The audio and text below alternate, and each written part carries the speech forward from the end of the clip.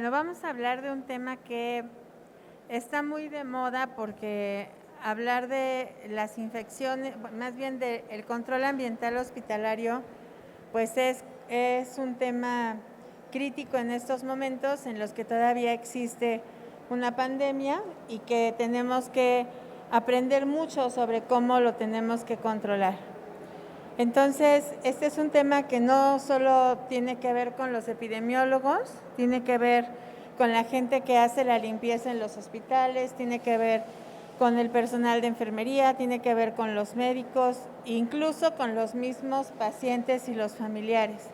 Y es un tema que hoy nos interesa por el COVID, pero que realmente ha tenido que, o se ha venido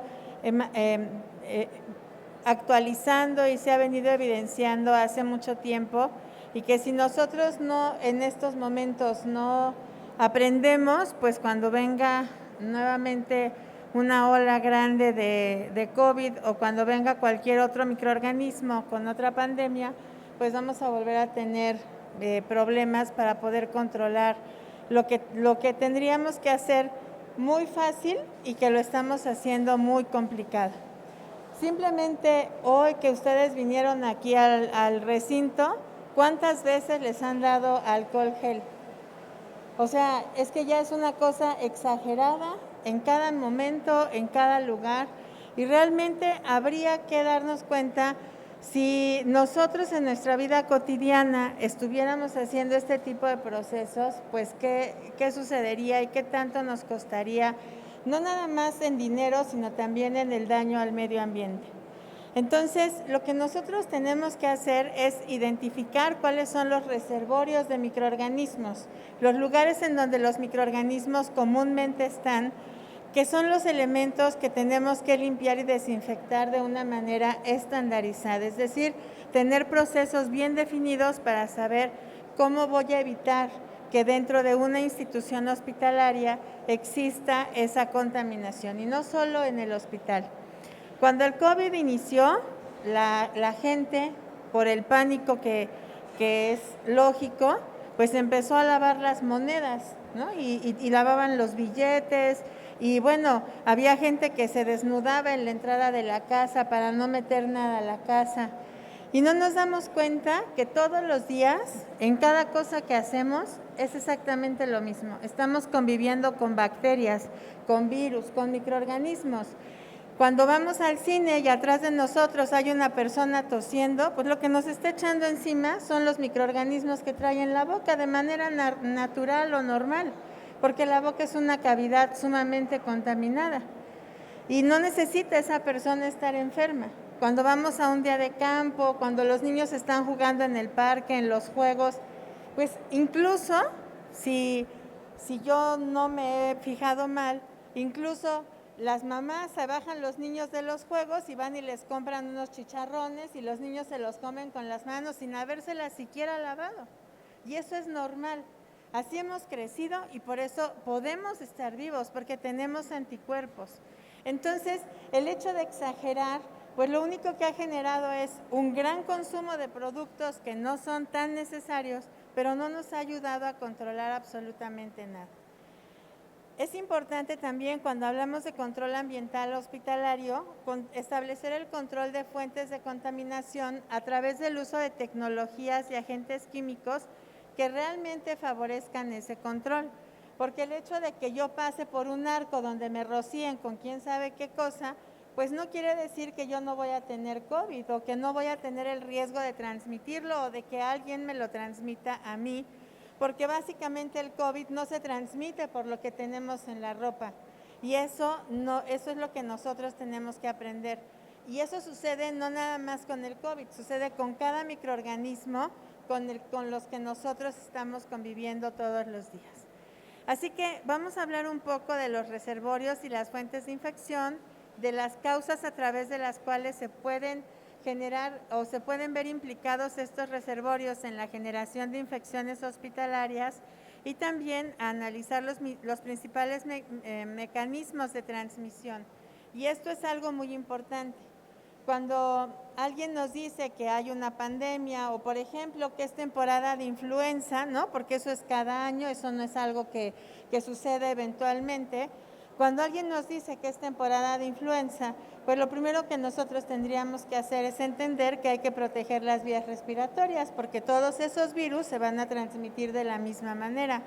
Y tiene que ver con entender cuáles son los mecanismos de transmisión y que hay algunos que se transmiten a través de las manos, otros que se transmiten a través de los fluidos de las vías respiratorias o cualquier otro fluido del organismo. Hablar de los microorganismos que se han identificado en los hospitales como principales fuentes de infección y, bueno, no sé si ustedes trabajen en un hospital, pero algo que es muy importante aquí es que por estar cuidándonos del COVID se han descuidado otro tipo de acciones para eliminar bacterias y entonces los pacientes han incrementado las infecciones bacterianas. Entonces ya no se están muriendo nada más por el COVID, sino por las complicaciones generadas por esas otras infecciones, porque pareciera que vino el COVID y desapareció todo lo demás. También vamos a hablar de los mecanismos a través de los cuales se puede disminuir la contaminación que existe en el medio ambiente. Hay una cadena de transmisión de infecciones que es un modelo que existe desde hace muchos siglos y que tiene que ver con 3 o 4 agentes que se llaman tríada para generar infecciones. Y entonces, este modelo de tríada epidemiológica nos dice que debe de haber un agente causal de la infección. Por ejemplo, en este caso pondremos al COVID. Tiene que haber un huésped, es decir, una persona a la cual se le genere la infección, pero lo que nosotros tenemos que controlar es el medio ambiente. Eso es lo que a muchas de las personas que trabajamos en el ámbito de la salud nos compete.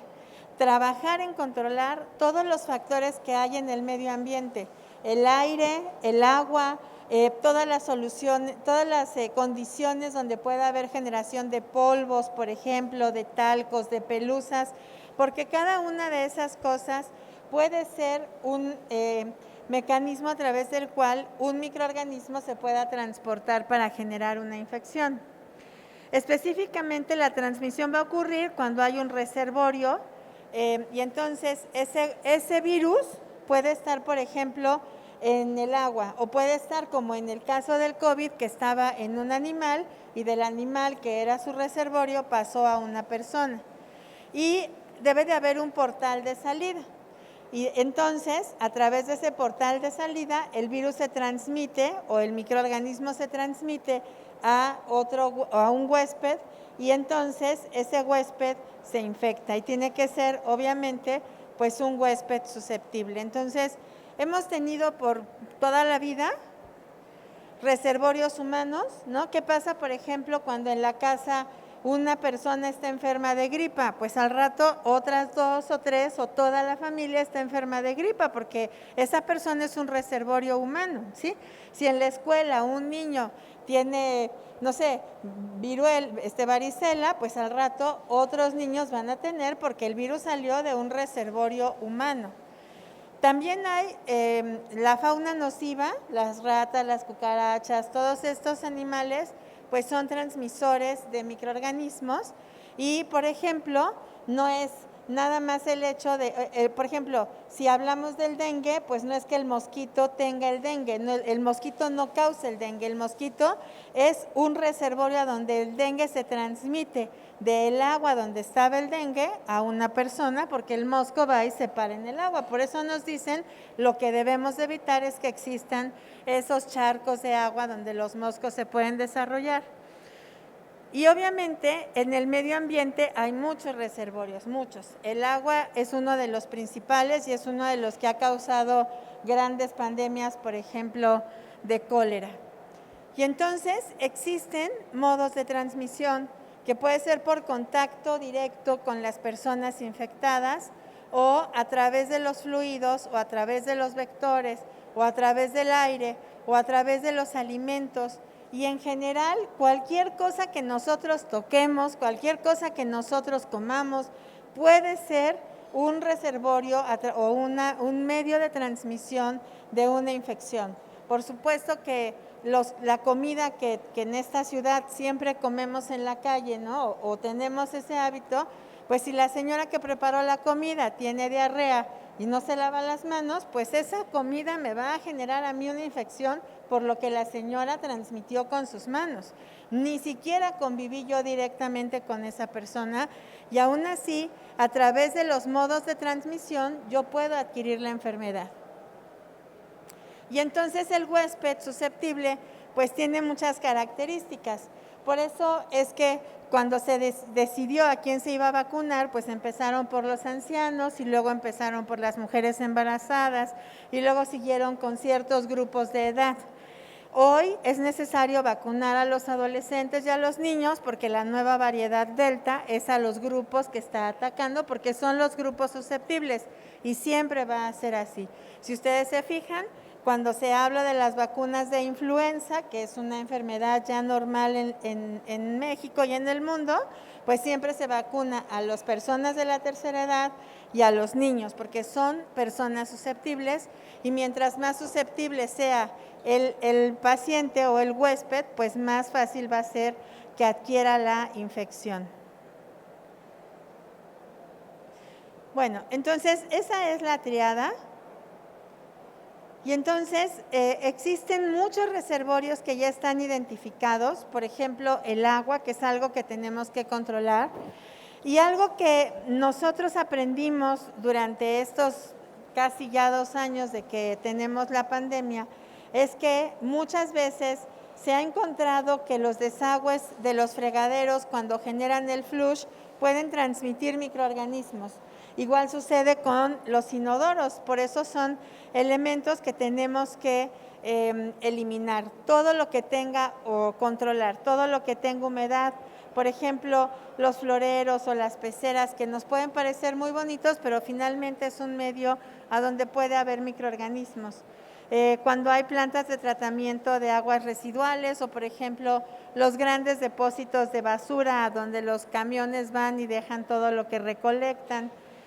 Por ejemplo, las superficies de textiles que se tocan con frecuencia, todas estas cosas, ¿no? No sé si ustedes se han preguntado alguna vez por qué las toallas con las que nos secamos las manos están más sucias, si se supone que nos lavamos las manos y después nos secamos, y siempre es una cosa asquerosa, es un reservorio nato de microorganismos que en lugar de que nos seque las manos, en realidad las está volviendo a ensuciar.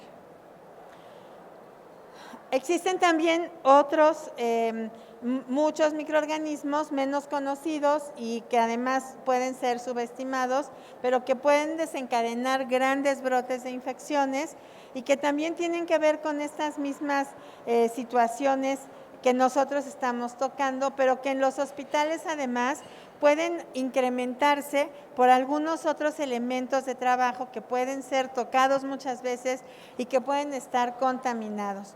Y fíjense, algo que es muy importante, los dispensadores de toallitas desinfectantes. Yo creo que en este tiempo de la pandemia nos hemos hecho expertos en catar, ¿no? Como se cata el café o el vino, en catar las soluciones alcoholadas que nos dan para las manos. Entonces hay unas que son muy líquidas, que no huelen a nada, hay otras que parecen atole y uno no se las puede quitar de las manos y queda la piel toda pegajosa, y es una cosa verdaderamente terrible. Y resulta que a veces los dispensadores de este tipo de sustancias o de soluciones que podrían parecer que son para desinfectar, pues están más contaminados, porque ni siquiera sabemos cómo se hacen o qué calidad es la que tienen. Y el agua es algo terrible, y lo digo para sus casas y lo digo para el hospital.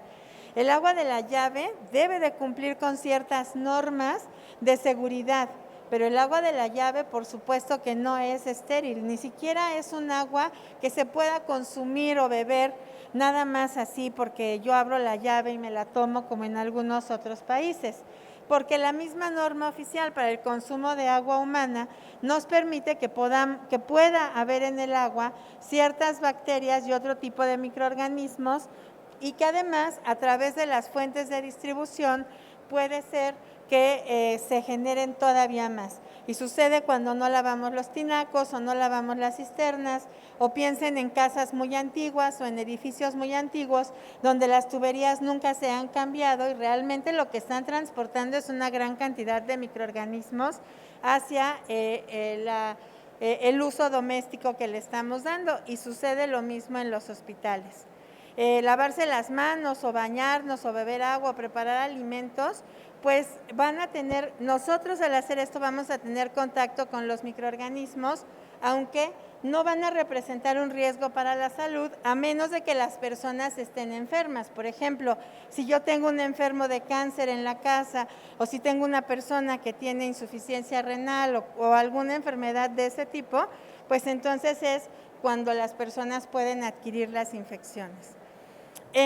Cuando hablamos de los servicios de salud, los hospitales, cualquier institución médica, las formas que usamos de agua son más variadas y los pacientes también pueden ser mucho más susceptibles a las infecciones. Y es importante poner atención en la plomería porque ahí puede haber crecimiento de bacterias y esto puede llegar a tener resultados realmente catastróficos, peligrosos en la cantidad de microorganismos potenciales y que además no se detienen con que yo abra la llave del agua, sino que además pueden generar la contaminación en el entorno donde nosotros estamos trabajando. Esto es lo que dice la Organización Mundial de la Salud respecto a el indicador que debe de haber en relación a ciertos tipos de bacterias que en realidad deberían de ser negativos, pero que en nuestro país es permisivo una cierta cantidad de esos microorganismos en el agua. Por eso es que, bueno, pues solamente que se quieran suicidar podrían tomar agua de la llave.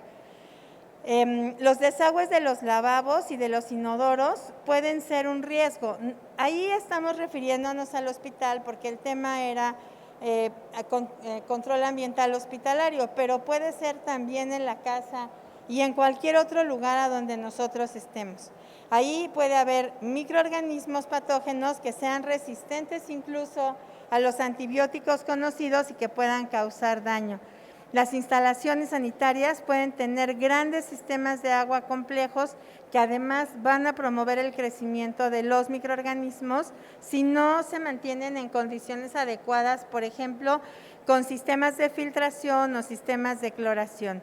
Y es importante que cualquiera de estos limite el crecimiento y la propagación de algunos microorganismos que son propios del agua, como esta bacteria Legionella y cualquier otro que pueda estar ahí. Y bueno, no quiero hablar mucho de este tipo de microorganismos, pero son microorganismos propios del agua que siempre van a estar ahí, siempre, aunque nosotros no querramos, la Legionella va a estar ahí, y que coloniza los sistemas de abastecimiento en las ciudades, en las redes de transporte o de distribución del agua, y que por supuesto llega a cualquier lugar a donde llegue ese mismo sistema de agua. Sucede, por ejemplo, en donde hay, por ejemplo, me preguntaban, ¿puede ir una persona o es seguro que los niños vayan a nadar con esta situación del COVID? Y yo decía, ¿se preocupan hoy que hay COVID si el niño puede ir a nadar? Y toda la vida que han ido los niños a nadar y a lo mejor esas albercas están llenas de Legionella porque ¿quién nos dice cómo cloran el agua, cada cuánto la cloran, si la están cambiando, si las regaderas tienen condiciones adecuadas para que los niños puedan estar ahí? Y esto es algo normal. Por darles un dato, hace más o menos 8 años tuvieron que cerrar una de las partes del parque de diversiones de Disneylandia porque un grupo de turistas tuvieron que ser hospitalizados y algunos murieron por neumonías generadas por Legionella. Y en donde encontraron la Legionella fue en los tanques de enfriamiento para las redes de distribución del aire acondicionado. ¿Por qué? Pues porque esas personas respiraron ese aire contaminado. Así que cualquiera de estos microorganismos que pueden estar presentes en el momento menos indicado, pues nos van a causar la infección y eso es algo que nosotros debemos de aprender a controlar. Todos estos elementos como regaderas, como duchas, aspersores, etcétera, pueden ser generadores de aerosoles, que son gotas que van a permanecer suspendidas en el aire y que vamos a poder respirar, y que es el caso de lo que hoy estamos viviendo con el COVID y que por eso es tan importante usar las mascarillas. Y lo que puede generar la contaminación del agua puede ser las interrupciones en los sistemas de caída o de presión, en donde el agua se estanca, y cuando el agua se estanca es más fácil que existan microorganismos, la pérdida de residuos de desinfección por niveles bajos de cloro. La cloración en el agua es indispensable en sus tinacos, en las cisternas y por supuesto en los depósitos de agua de los hospitales, o sería muchísimo mejor poder contar con sistemas de filtración de microorganismos que fueran controlados y que se pudieran estar cambiando y que se pudieran medir adecuadamente en el tiempo de uso de ese filtro, porque el cloro pues es muy relativo, porque podemos ir y medir una vez al día qué tanta cantidad o partes por millón de cloro están en el agua, pero eso no significa que 24 horas vaya a permanecer así. Por ejemplo, fracturas en las redes de distribución, en las tuberías, han generado contaminación del agua hospitalaria a través de lo que se puede meter a esa tubería y que puede generar la contaminación en el hospital. Y algo importante es también los programas de gestión de agua, que deben de ser evaluados cuidadosamente en la antigüedad y diseño en general de toda la red de distribución de la casa, del edificio o del hospital, las adiciones o renovaciones o modificaciones que se hacen a esos sistemas, el agua cuánto tiempo se queda retenida en los sistemas de tubería. Esto es muy importante, porque si por ejemplo vamos de vacaciones y el agua no se mueve en muchos días, pues cuando nosotros regresemos la cantidad y concentración de microorganismos va a ser muchísimo mayor, así que si yo enseguida abro la llave, me baño o genero algún aerosol, tengo mucho más riesgo de generar contaminación. Que no haya acodamientos de tuberías sin salida donde el agua pueda estancarse, pues eso es muy importante. Y la realidad pues es que en muchos de los lugares en donde vivimos o trabajamos, las redes de distribución son totalmente inadecuadas y estamos generando mayores niveles de contaminación.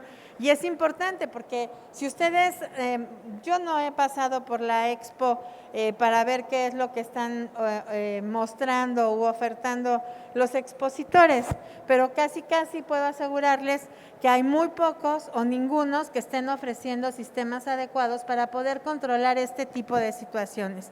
Porque es más llamativo una cama de hospital o un sistema digital para controlar al paciente crítico de vía remota, o es mucho más llamativo un tomógrafo que algo que no se ve, pero que salva la vida de muchísimas más personas. Vean, esto es la realidad en muchos lugares y esa fotografía es una fotografía en un hospital, es el agua como sale de la llave de un hospital. Entonces yo le puedo decir a la enfermera, tienes que lavarte las manos, sí, pero yo no me lavaría las manos ahí. ¿Por qué? Pues porque lógicamente eso, en lugar de limpiar, va a ensuciar. Yo ni siquiera sé qué tanto tendrá eso, si solo es óxido, si es materia orgánica, si tiene microorganismos, etcétera. Entonces, la evidencia lo que nos dice es que hay elementos que pueden contaminarse con microorganismos multiresistentes, que son bacterias que no tienen un antibiótico que pueda eliminarlas en la actualidad y que matan a muchísimos pacientes. Y estos patógenos se pueden adherir a las tuberías, formar biopelículas y permitir que esos microorganismos persistan. En los desagües durante largos periodos de tiempo y son muy difíciles o imposibles de eliminar. Hay diferentes tipos de bacterias que pueden estar contaminando el drenaje, que pueden servir como sitios en donde los microorganismos resistentes a los antibióticos puedan incluso intercambiar información genética. Y esto es un hospital y todas las redes de distribución.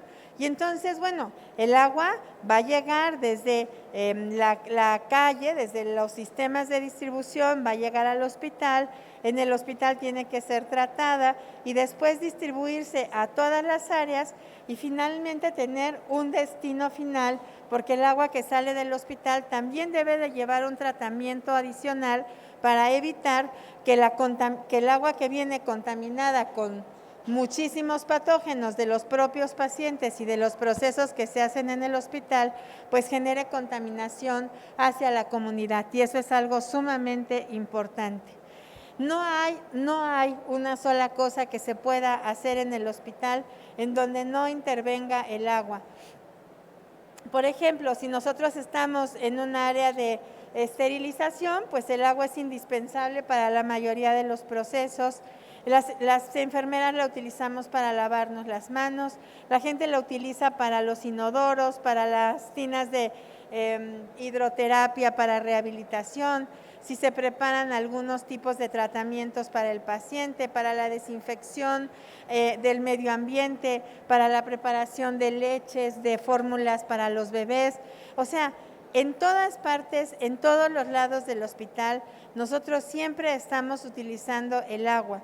La ropa se lava con agua y un detergente y un agente de desinfección, pero al final cada cosa que nosotros hacemos tiene que o está en ello interviniendo el agua. Por eso es que es parte del control ambiental hospitalario en el que nosotros debemos de incidir y que, insisto, es muy poco visto porque la gente no se da cuenta de esto, pero salva mucho más vidas que tener equipos con tanta tecnología tan impresionante.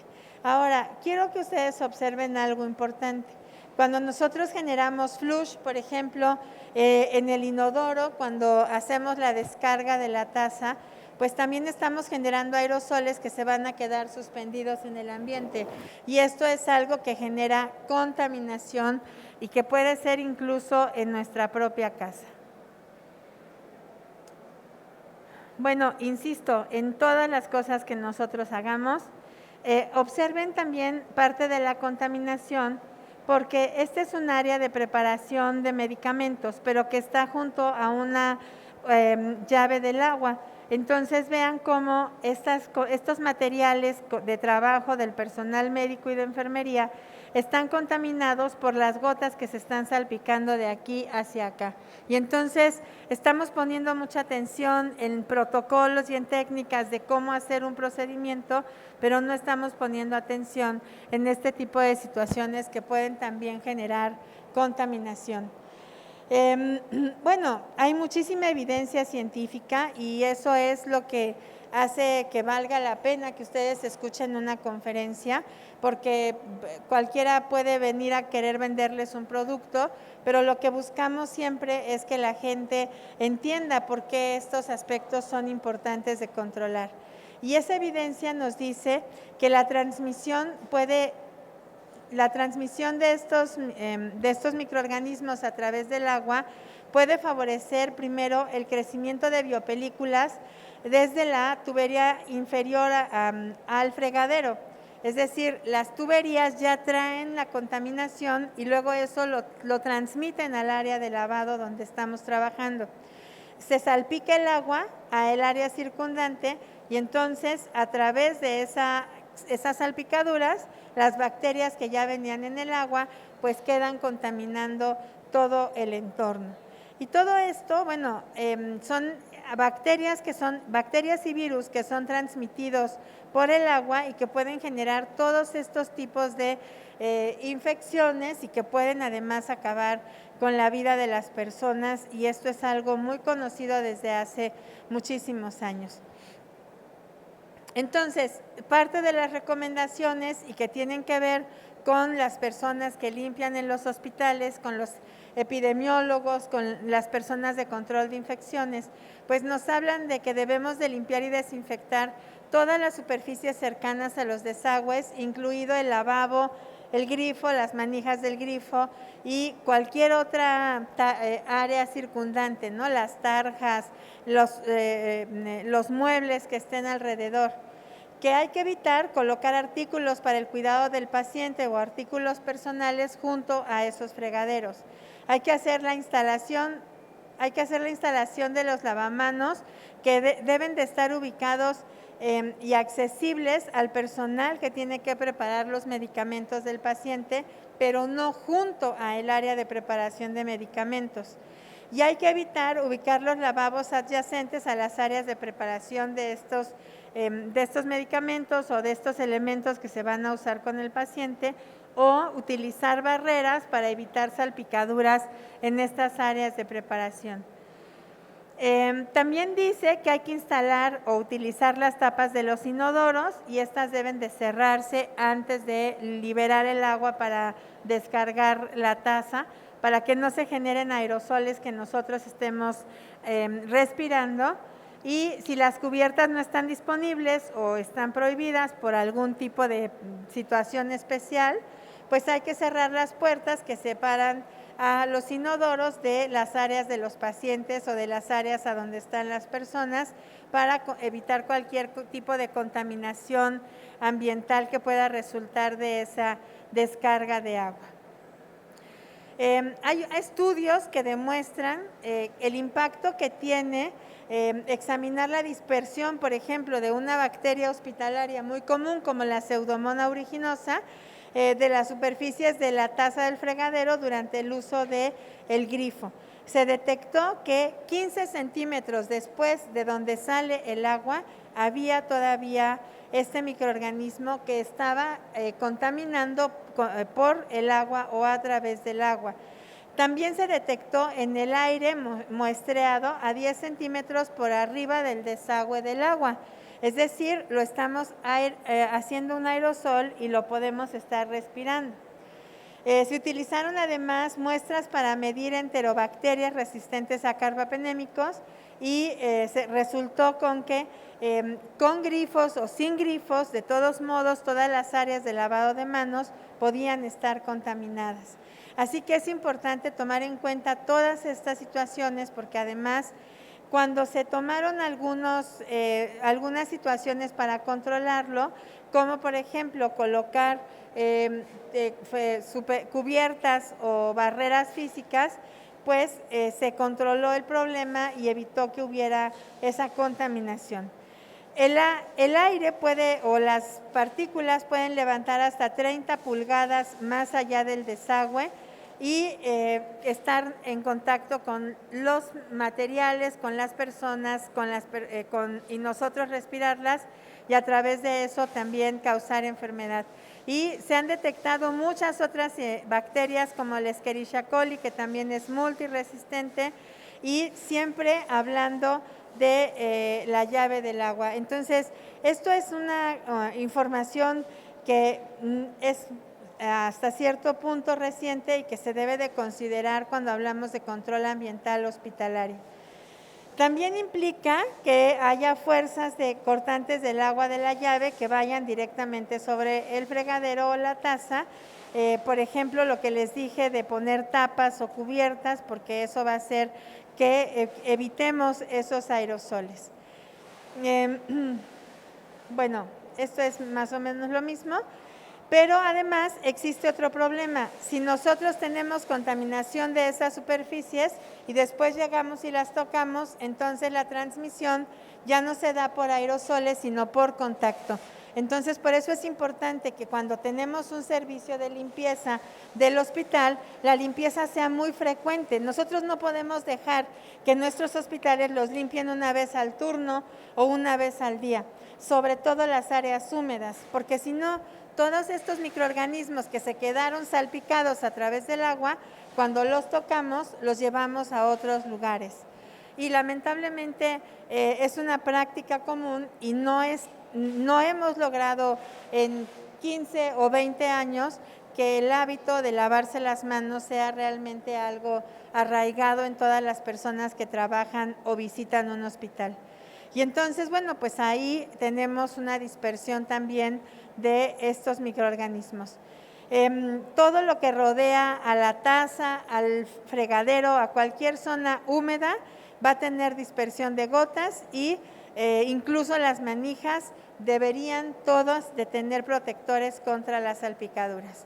Aquí hay un ejemplo de cómo se hacen esos estudios para determinar cuando se están lavando las manos hasta cuántos centímetros levanta esos aerosoles para generar contaminación, y se midió que había contaminación en donde se tomaba el detergente o jabón, se confirmó que había contaminación en las llaves del agua, en el grifo, y cuando se pusieron estas barreras físicas, pues lo que se pudo controlar es que se quedara aquí y no se dispersara para más espacios físicos. Así que colocar esas barreras es un modo eficiente de limitar la cantidad de contaminación que puede haber hacia otras superficies.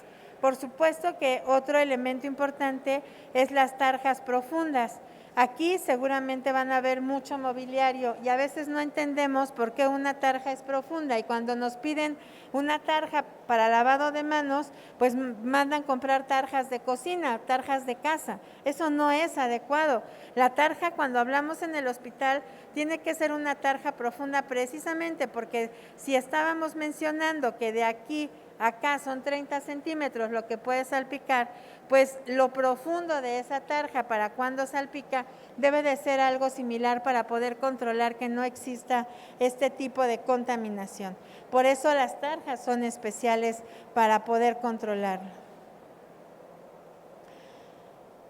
Y se midieron y se tomaron cultivos para determinar cuánto tiempo tardaban en desarrollarse los microorganismos, y se consideran hasta 120 minutos después de que hubo la contaminación a través del agua, se consideran hasta 120 minutos en donde todavía los microorganismos pueden estar creciendo y dispersándose. Entonces, es importante porque esta evidencia científica nos está hablando de cuántas mediciones se hicieron, y que no nada más alrededor de la tarja, sino en todos los espacios puede haber esa contaminación, y por qué nuevamente las barreras físicas son importantes. Ahora imagínense, si yo aquí preparo medicamentos y esto puede salpicar y puede llegar a una distancia más larga, pues obviamente esta área donde yo estoy preparando medicamentos que van a ir directamente a la vena, pues va a estar contaminada y va a ser un riesgo de generación de infecciones en el hospital. Y esto es parte del control ambiental hospitalario. De nada va a servir, absolutamente de nada, poner equipos con ozono, equipos con luz ultravioleta, poner arcos para estar echándole desinfectantes a las personas cuando van a entrar a un lugar.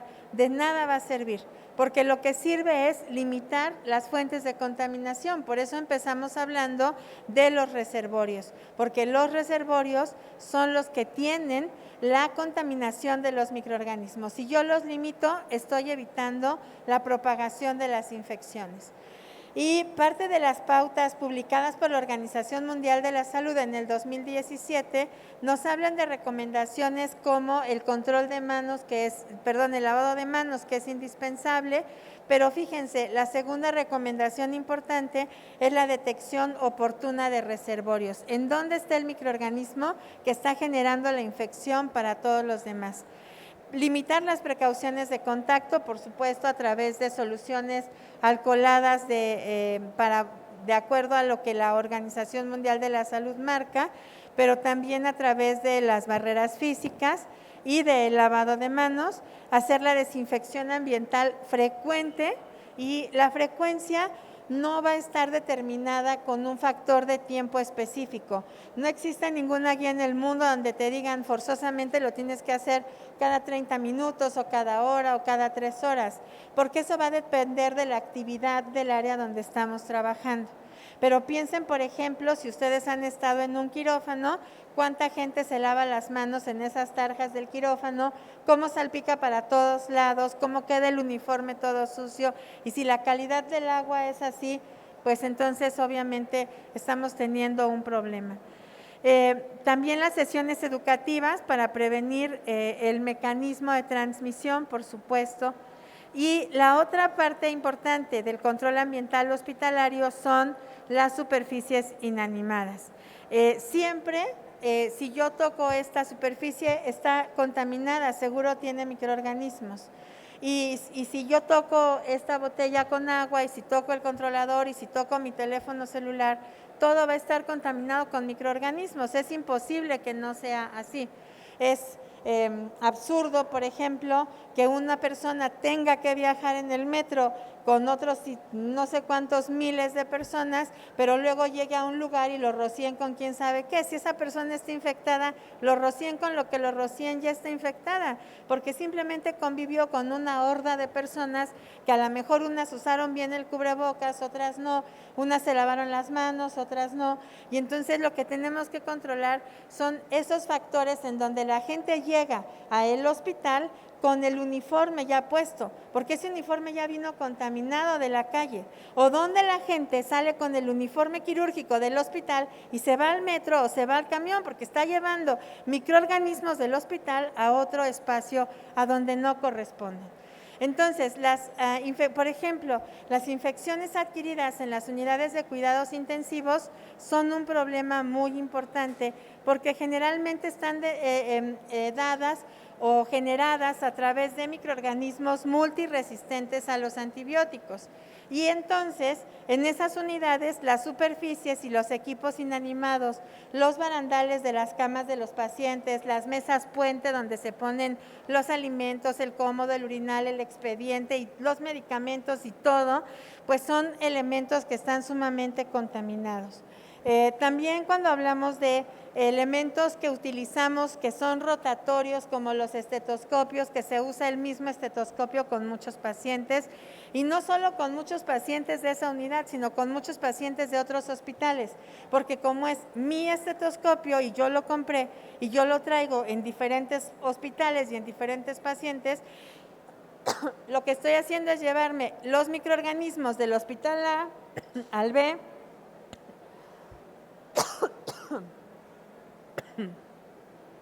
y así lo que estoy generando es una gran contaminación que antes no existía porque lo que yo hice fue llevar los microorganismos de un lugar a otro. Los expedientes médicos, que bueno, desafortunadamente no todo el mundo tiene expedientes médicos electrónicos, pero son un elemento muy importante de contaminación porque se tocan por muchas personas durante todo el día, todo el tiempo y se ponen en cualquier superficie. Todo esto puede estar contaminado por microorganismos multidrogoresistentes. Y la transmisión cruzada de microorganismos en superficies inanimadas, pues lo que va a generar es una colonización de los espacios en el hospital. Por eso es tan importante que los pacientes no pasen tanto tiempo en el hospital, porque las superficies de los hospitales pueden ya estar colonizadas. Si yo tengo a un paciente mucho tiempo en el hospital, se va a colonizar también. La colonización puede venir de las manos de los trabajadores de la salud o por diseminación directa del paciente sobre las superficies y además lo más preocupante es que en el caso incluso de la Pseudomonas aeruginosa se ha detectado hasta 6 meses después en superficies secas, en donde se supone que no es un hábitat normal para esa bacteria. Se ha reportado una mayor contaminación alrededor de pacientes infectados que alrededor de pacientes que solo están colonizados pero no han presentado síntomas de infección. Y se ha observado una correlación entre la frecuencia de la contaminación del medio ambiente y los sitios corporales con cultivos positivos. Los trabajadores de la salud contaminamos nuestras manos después del contacto directo con el paciente, después de tocar las superficies inanimadas y los equipos que corresponden al paciente y varios equipos y objetos de uso común, por ejemplo, en las unidades de cuidados intensivos, son portadores de bacterias que en la mayoría de los casos muestran los mismos perfiles de susceptibilidad a los antibióticos aislados en el paciente. Entonces, ¿por qué es importante esto? Porque el control ambiental hospitalario, vuelvo a repetir, no se trata de poner un equipo de ozono o una luz ultravioleta, eso no va a matar al microorganismo. Para que yo pueda eliminar al microorganismo necesito tener dos cosas, detergente y fricción con la superficie y luego la colocación de un desinfectante. Así que lo que tengo que hacer es incrementar la frecuencia de desinfección, tener guías adecuadas de cómo desinfectar cada uno de esos equipos y luego supervisar que se hagan de modo correcto. Estas licitaciones que se acostumbran a hacer en nuestro país de servicios subrogados de limpieza, en donde el precio que se paga es muy bajo, lo único que generan es que casi estén desinfectando con agua bendita y que los microorganismos sigan persistiendo en esas superficies. Y nosotros tenemos que ser responsables, si no de limpiar, por lo menos de no generar tanta contaminación, pero también de supervisar que ese proceso de desinfección se haga bien.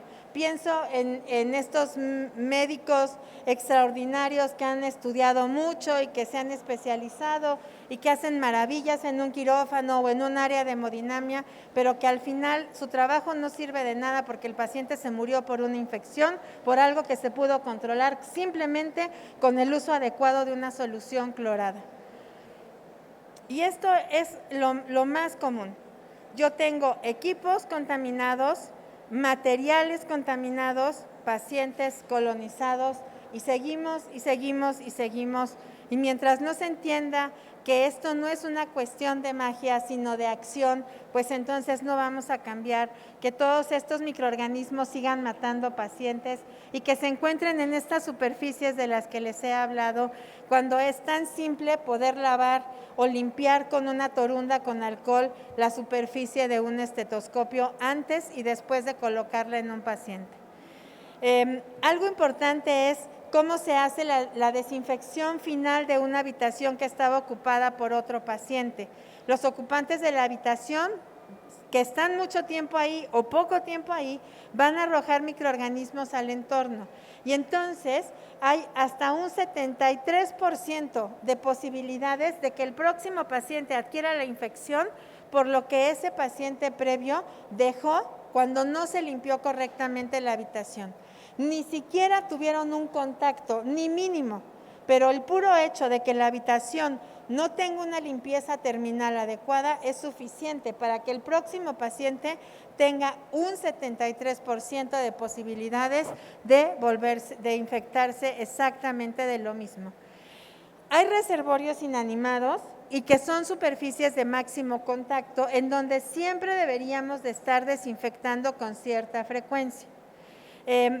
Las manijas de las puertas, todas las personas las tocamos varias veces al día, por eso es que en muchos lugares, quizás no sé si muchos en México, pero lo vemos en series americanas o en películas en donde uno se para y la puerta se abre solita, porque lo que queremos evitar es tocar. Mientras menos toquemos, menos vamos a generar esa contaminación.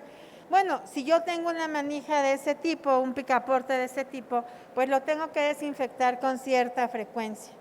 Es un reservorio principal de infecciones y hay que limpiarla porque tenemos que evitar la contaminación que pueda estar aquí. No hay otra manera que limpiar y desinfectar con cierta frecuencia. Hay gente en los hospitales que prefiere que se vea bonito a que esté desinfectado. Si yo pongo cloro, la gente piensa que se va a oxidar, lo cual no es verdad porque existen muchos tipos de soluciones cloradas, incluso naturales, que no tienen químicos y que pueden evitar la oxidación.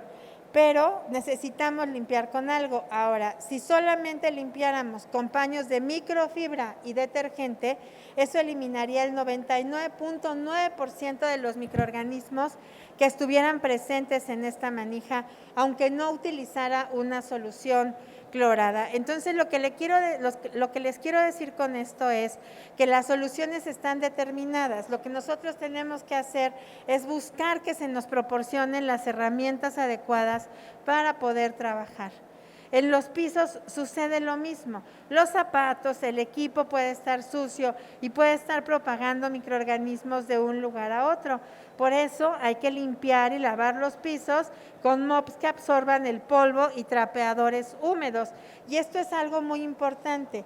En los hospitales, desde hace muchas décadas, está prohibido el barrido en seco, porque lo que no queremos es generar polvos que transporten microorganismos a través de corrientes de aire. Por eso es que siempre tiene que ser una limpieza húmeda y hay que evitar hacer barridos o sacudir. También en el caso de los derrames de sangre, de cualquier tipo de materia orgánica que por supuesto va a contener microorganismos, tienen que inactivarse con soluciones de hipoclorito de sodio a 5,000 partes por millón, y una vez que se inactivan, se recogen y se hace la limpieza y la desinfección de esa superficie. En el caso de la lavandería y la ropa de cama, son materiales no porosos que van a conservar muchos de esos microorganismos y que deben de lavarse también con frecuencia. Hay cosas que se lavan menos, como las cortinas, obviamente, por eso se prefiere que sean cortinas plásticas que se puedan limpiar todos los días. Y la ropa de la cama, que obviamente se debería de lavar entre paciente y paciente y todos los días. El problema a veces en el caso de la ropa es cómo transportamos esa ropa y generamos a veces más contaminación con el transporte, el retiro, el conteo y todo lo que se hace con la ropa adentro de un hospital. Algo importante es que la ropa sucia de la cama de un paciente siempre va a estar contaminada, así que es fundamental retirarla de la manera adecuada para evitar la contaminación y colocarla en un recipiente que contenga esa contaminación, que puede ser una simple bolsa de plástico, aunque hoy esté prohibida por circunstancias aparentemente ecológicas. En el caso de los lavabos, los baños de los pacientes tienen reservorios de patógenos, así que deben de limpiarse todos los días y por lo menos una vez por turno. Y el personal de limpieza debe de usar también paños de microfibra para limpiar no solo el lavabo, sino también los espejos, los grifos y todas las demás superficies. Ahora, es muy importante que en el caso de los paños de microfibra se definan con códigos de colores cuáles son los que se van a utilizar para cada superficie que pueda ser diferente. Sucede lo mismo con los barandales de la cama, con los controles, con los monitores los monitores cardíacos o los ventiladores o los equipos biomédicos que están en las unidades de cuidados intensivos, siempre deben de limpiarse, y quizás sea importante que el personal médico y de enfermería se empiece a involucrar en este proceso de colaborar con el control ambiental hospitalario, con las superficies que le corresponden, porque son las que más tocan y las que tienen que desinfectar simplemente por el hecho de que ahí preparen materiales como medicamentos. Absolutamente todo lo que haya en un hospital siempre va a ser un reservorio de microorganismos, todo debe de limpiarse todos los días y además al alta de los pacientes. Y algo importante en los hospitales es que los visitantes que van a ver al paciente, pues también son portadores de microorganismos y lamentablemente, como decían en el Observatorio por la Seguridad del Paciente, la sociedad es analfabeta en temas de salud. Así que la persona llega a visitar al familiar y se acuesta en la cama junto con él y le lleva la comida de la casa porque es su comida preferida y está metiendo al hospital microorganismos que no corresponden y está generando también contaminación. Así que eso se debe de prohibir y deberíamos de pedirle a los familiares que no metieran cosas al hospital, ni las cobijitas porque se van a quedar en la noche, ni las almohadas, ni nada de eso, ¿no? Pero lo más importante son los protocolos de limpieza y desinfección de agua, de superficies. Absolutamente todas las superficies, todas. No existe una superficie que no pueda estar contaminada, pero por eso se determina cuáles son las de máximo contacto, porque son con las que más contacto tenemos y las que se deben de desinfectar con mayor frecuencia. Por supuesto, el equipo de protección personal, ahora que hay COVID, pues es muy importante poder lavarlo y desinfectarlo entre una persona y otra para que pueda servir para más usos y además lo desechable se debe de eliminar y lo que es reusable, como por ejemplo los gogles o las caretas, pues se deben de desinfectar de la manera adecuada, no solamente con jabón, necesitamos usar alcohol isopropílico o cloro. Bueno, más evidencia científica de sitios en donde puede haber mayor cantidad de contaminación por microorganismos y bueno, yo sé que ahora ustedes van a salir al elevador y van a querer apretar con el codo el botón del elevador porque uno de los lugares en donde más se encontraron microorganismos pues fue en estos botones. Ya les había dicho, las manijas de las puertas, los barandales de las escaleras en todos lados, los teléfonos, los grifos de agua, hasta 219 cepas, o sea, diferentes tipos de bacterias se encontraron solamente en estas 5 superficies. Así que, pues, esto es algo que nos debe de ocupar para tomar una acción en el control ambiental hospitalario. Solo en 181 muestras se encontraron más de 219 tipos diferentes de bacterias. La mayoría de estos fueron, por ejemplo, Staphylococcus aureus, que es una bacteria multidrogo resistente y bueno, casi todos fueron productores de biopelículas, quiere decir que van a persistir en la superficie si no se hace una limpieza y desinfección adecuada, pero además también se encontraron Acinetobacter, Escherichia coli y Pseudomonas. Y si alguno de ustedes trabaja en hospitales, pues va a darse cuenta que estos son habitantes nativos de nuestras instituciones de salud y matan pacientes todos los días. Entonces, bueno, la detección de la contaminación bacteriana de objetos que se tocan con frecuencia con una gran variedad de patógenos potenciales y flora normal, pues es una condición inherente a una institución de salud en donde hay personas enfermas y un montón de más personas que no estamos enfermas, pero que tampoco acatamos las reglas adecuadas, por lo menos de lavado de manos.